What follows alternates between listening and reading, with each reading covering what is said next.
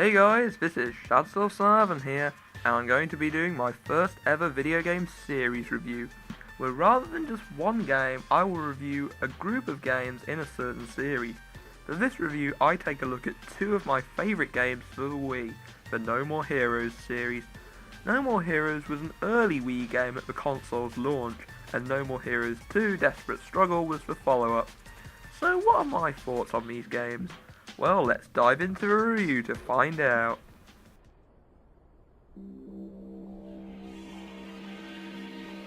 The story for No More Heroes centers around Travis Touchdown, who's just your average Joe, who later meets up with a smoking hot chick named Sylvia Crystal at the bar. He wants to get with her, so as his job as an assassin, he has to go through the ranks and defeat the 10 ranked assassins in order to get with Sylvia.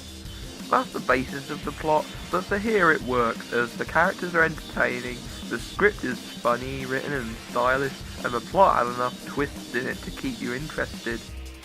The story for No More Heroes 2 Desperate Struggle takes place 3 years after the events of the first No More Heroes. Travis's best friend Bishop gets murdered, and Travis wants revenge on the killer, and as fate would have it, his friend's killer is also the number 1 ranked assassin.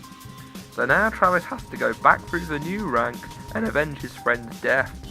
Again, as with the first No More Heroes game, the script is well written and entertaining, plus you even get to see a few familiar faces from the first game.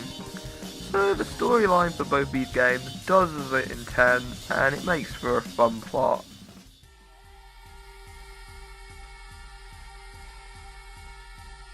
Now for gameplay. The first No More Heroes game involves defeating the top 10 ranked assassins. The way it works is first you arrive at your destination, then you have to make your way through a storm of enemies before you eventually meet up with the assassin and have to fight them. Your main method of attack is your beam katana, which works simply by pressing the A button, but depending on where you hold the Wiimote and how long you hold the button for, it can do different attacks with it. Most of the time, before you can kill an enemy, you have to do a death blow move, where an arrow appears on the screen and you have to strike the Wiimote in that direction to kill them. Another method of attacking is by using melee attacks with the B button. If you can daze an enemy, then you can perform a various wrestling move on them with the Wiimote and nunchuck. The Wii's motion control here is not overused, but when it is used it works perfectly. Once you've beaten an assassin, you get paid for it, and to break apart the levels you can explore a hub world. Before you can take on the next ranking battle, you have to earn enough money to pay the entry fee. You can do this by doing certain side jobs like litter picking, lawn mowing and graffiti cleaning, or you can do assassination missions which simply involve killing people. There are other places in town where you can spend your money as well, like buying new clothes, training at the gym, or buying new upgrades for your beam katana. That's the basis of the game, but there's just something so satisfying about slashing through tons of enemies, as this game is fast paced with lots going on. The boss battles, however, are the highlights of the game, as they have unique ways of fighting them, and they can be fun and quite challenging at first, not to mention there's some really memorable characters present in this game.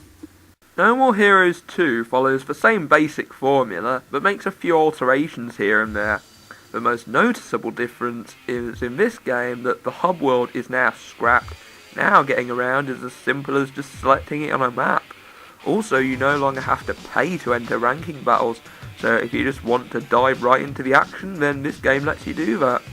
But you can still buy new clothes and upgrades, so the side jobs are still present.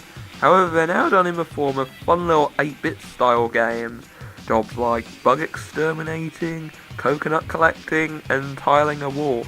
I think my favourites though were repair the water pipes, pizza delivery, and cooking the steaks.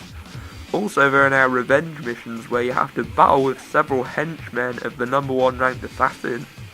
Another neat new addition is being able to switch out your beam katanas during gameplay by simply pressing the 2 button and selecting which one you want. This game also lets you play as other characters like Shinobu and Henry for a couple of levels. Other than that, not much has changed, so it's still the fun, fast-paced slasher the first game was. Overall, both games proved to be fun, entertaining and intense action games, so let's move on.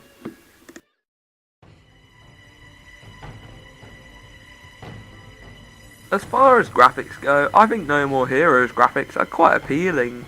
They don't make full use of the Wii's graphical capabilities, but on an artistic sense, I love this game's vibrant comic book-like visuals, and also quite a bit of creativity went into designing some of the bosses. However, in the European version of the game, the blood is censored.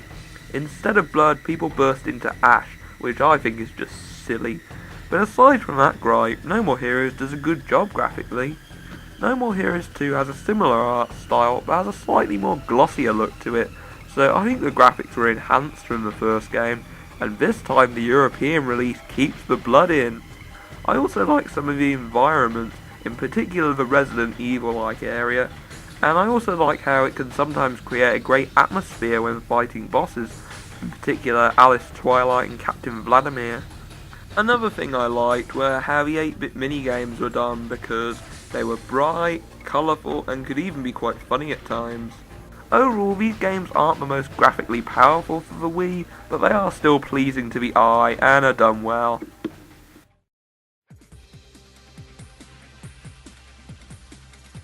The soundtracks for No More Heroes 1 and 2 kick ass. They mainly consist of rock music and some melodic tunes as well.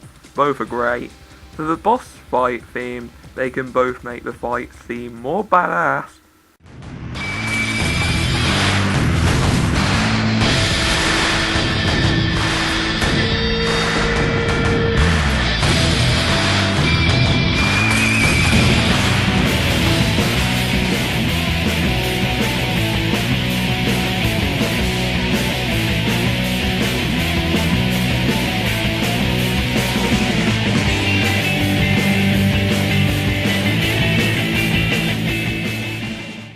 Or they could add to the atmosphere of the fight.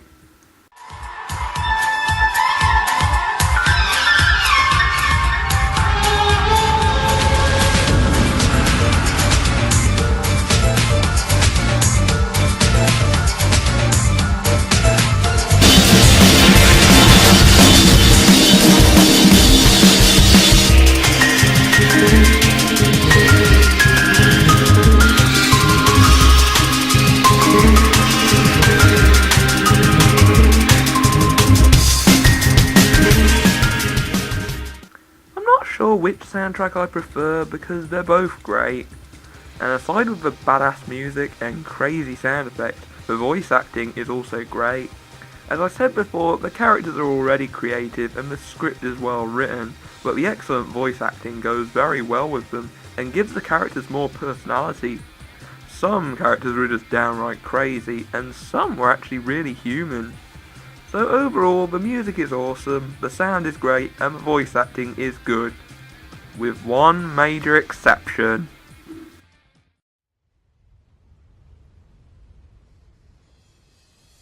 Now it's ranting time. Starting with the first No More Heroes game. I loved slicing apart enemies, and I loved the boss battles, but what I didn't like was the hub world, because you have to earn money before the next ranking battle, and because of this you're forced to do the side jobs and assassination missions to gain enough money, and it just felt like a chore having to do that. Not to mention the frame rate can get a bit choppy as well, so I was not keen on the hub world. Once you've beaten the game, it would have been nice to have a boss select option where you could replay any of the bosses you've already beaten, like what Shadow of the Colossus did. But no, if you want to fight the specific boss again, you have to start a new game, which I think is really inconvenient. Whilst most of the bosses were fun to fight, some could get frustrating. My most hated of the bosses is Shinobu. The area is crowded. For a fairly early boss, she's got some really difficult attacks, and if that wasn't enough, she constantly taunts you throughout the fight. Don't fuck what? You can't kill a woman? That's pretty much all the rants I have with the game, so now on to No More Heroes 2. As the sequel to No More Heroes, this game attempts to correct most of the flaws of the first game, and I would be happy to say that the hub world is gone, so that's good if you just want to dive into the action. However, new flaws are present in this game. Firstly, it is cool to play as Shinobu and Henry, but they end up being underused in the game. Granted, Shinobu gets 2 levels and they are both long, but she comes with her own problems. Firstly, her jumping controls are very stiff, kinda like a game in the early 3D era. Also, she always taunts after finishing a combo that leaves opportunities for enemies to sneak in a hit. But Henry was what really pissed me off. He's really fun to play as, for one boss battle and no level. Heck, he even goes up 2 ranks for you, and we don't even get to play that. So in the end, they just feel like an afterthought.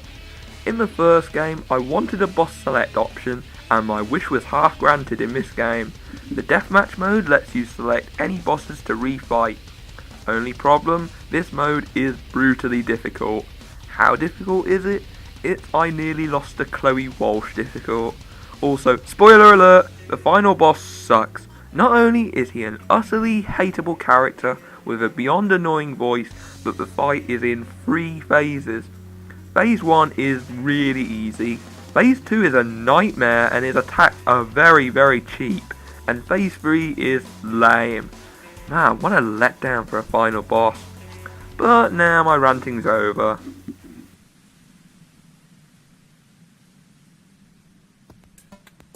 Overall, the No More Heroes games kick ass.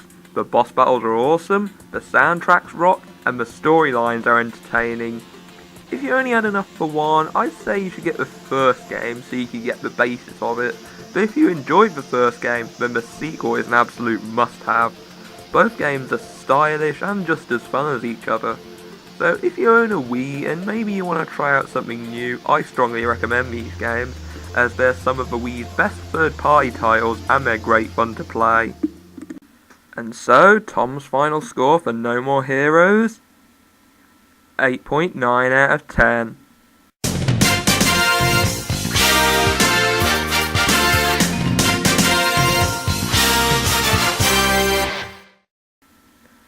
And my final score for No More Heroes 2? 9.5 out of 10.